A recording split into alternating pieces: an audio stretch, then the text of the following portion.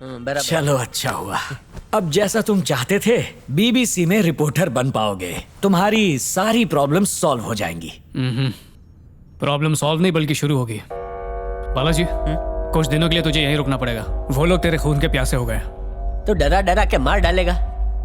बात डरने की नहीं, चौकन्ना रहने की है। ये सब लोग तो सिर्फ मोहरे थे, हुक्म का इक्का कोई और ही है। हमें उससे बेनकाब करना है। वो खोते का पुत्र ये बात नहीं जानता कि अनजाने में ही उसने मधुमक्खी के छत्ते को छेड़ दिया है।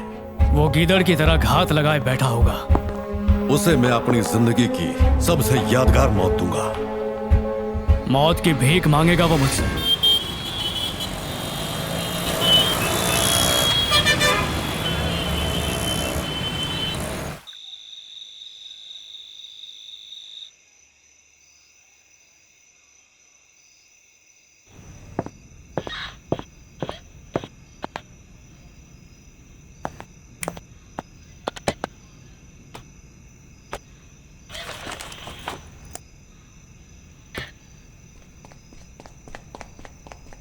कौन है?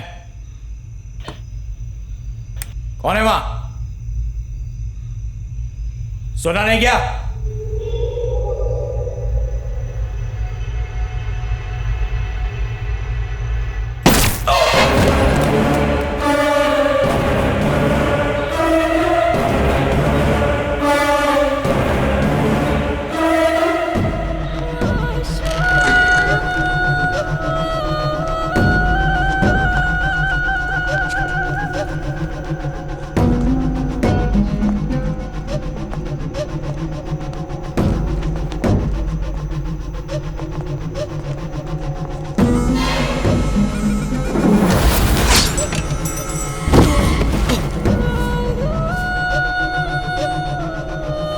पुलिस ने यहाँ के हर कोने की तलाशी कर ली है और उनके हिसाब से यहाँ पर कोई भी बाहर का नहीं आया है। फॉरेंसिक रिपोर्ट्स में भी उसने अपनी उंगलियों के निशान कहीं पर भी नहीं छोड़े हैं। बहुत खतरनाक है वो। अपनी बकवास बंद कर। इस बार हमारा पाला बड़े चालाक दुश्मन से पड़ा है।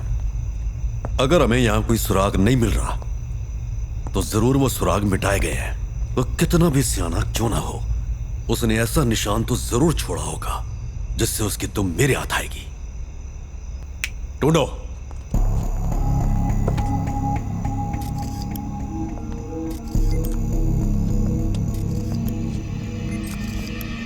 रुको।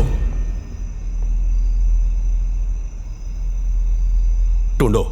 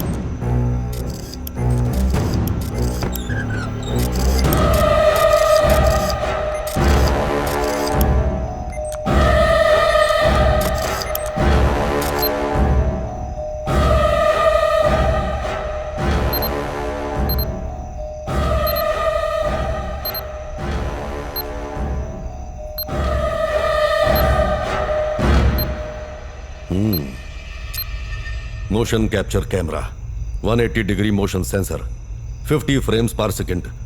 अगर कैमरे के सामने हरकत होगी तो ऑटोमेटिकली उसने हमारा पता लगाने के लिए ये जाल बिछाया है। और इस जाल में हम नहीं तो खुद ही फंसेगा पुत्र।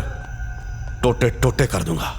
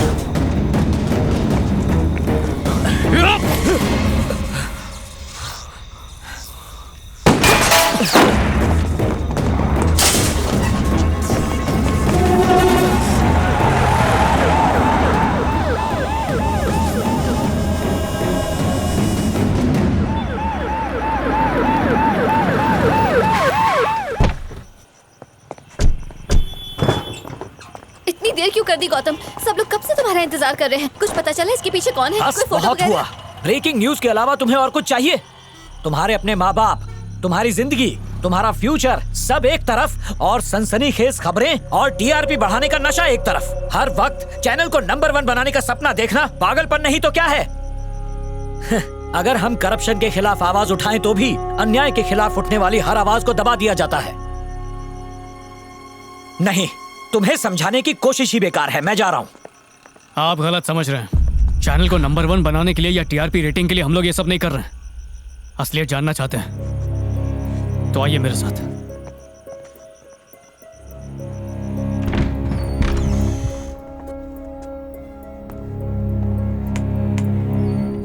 अब मुझे यहाँ इस कमरे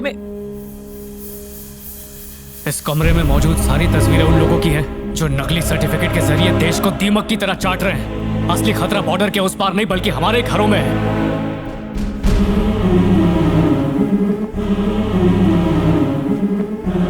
ये कौन है? बहुत ही मशहूर doctor Sudeep Lahiri, MBBS, FRCS, MD, PhD। College क्या स्कूल तक का मुंह नहीं देखा इसने, पर डिग्रियां इसके पास सारी हैं।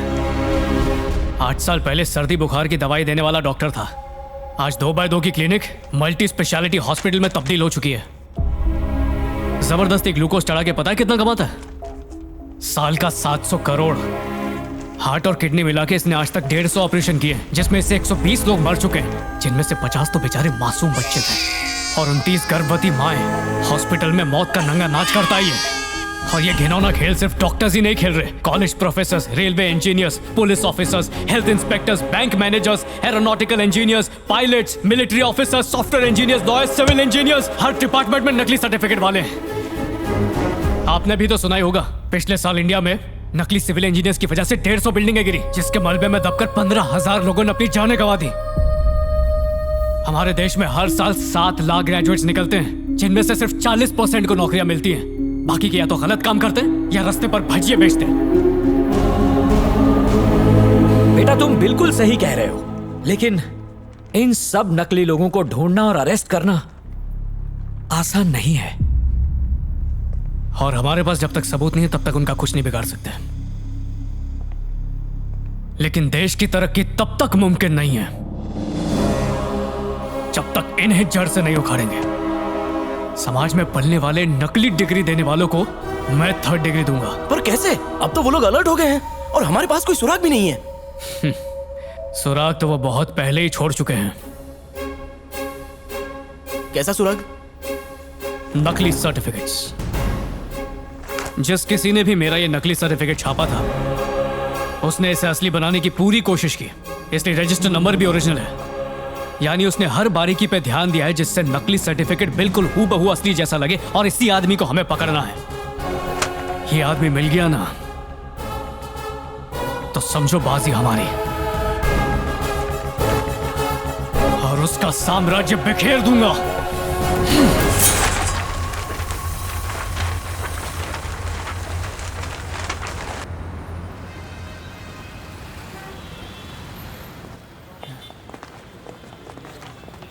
ए बालाजी, अरे भाई हम लोग लेट तो नहीं हुए? ऐसे डरा मत यार।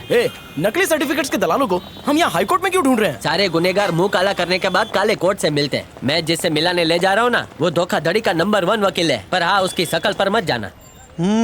बेटा, शहर में असली कम और नकली सर्टिफिकेट बनाने वाले ज्यादा हैं। उनमें से 7-8 दलालों को तो मैं जानता हूँ, लेकिन वो आसानी से तुम्हारे हत्थे नहीं चढ़ने वाले। उन तक पहुँचने के लिए तुम्हें मेरे नाम की सीढ़ी लगानी पड़ेगी। पहले का नाम है DP मुरुगन, बाकी नाम भी मैं तुझे बता दूंगा, पहले उससे मिल ले। अब जा।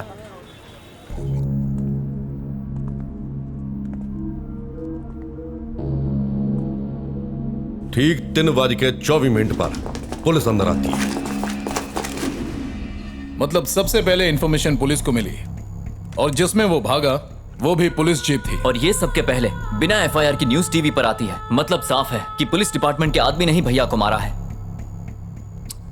पुलिस ये काम या तो अपने प्रमोशन के लिए करती है या फिर पैसे के सामने झुकती है। प्रमोशन के लिए वो टीवी न्यूज पे आता और पैसे के लिए वो हमारे तलवे चाटता। ये बंदा अलग है, सोसाइटी का भला चाहता है। पुलिस वाला होने की वजह से ही वो हर चैनल पर एक ही न्यूज चला पाया। आम पब्लिक के पास इतनी पावर कहाँ कि वो इस तरह का जुगाड़ कर पाए? देश में बहुत से नकली डॉक्टर घूम रहे हैं। ये घोटाला फॉरेन एजुकेशन के नाम पर किया गया है। MBBS की नकली अभी हम आपको कुछ तस्वीरें दिखाएंगे। गॉडविन कुमार ने क्राइम ब्रांच ने डॉट कंसल्टेंसी की 36 ब्रांचों को सील कर दिया और उनकी सारी चीजों को हिरासत में ले लिया कि कहीं उन्हें भी इस घोटाले में घसीट न लिया जाए। न्यूज़ असली सुराग है। अब तक उसने केवल न्यूज़ का सहारा लेके हम पे वार करने की कोशिश की है। मेरे ख्याल से वो कोई बहुत ही पहुंची हुई चीज है, या फिर वो मीडिया में ही काम करता है। हो सकता है वो रिपोर्टर हो। सारे रिपोर्टरों को एक ही जगह से न्यूज़ भेजी गई है। इन रिपोर्टरों को ढूंढो जो उस समय वहां पहुंचे थे। उनके जरिए हम उस बंदे तक पहुंच सकते हैं।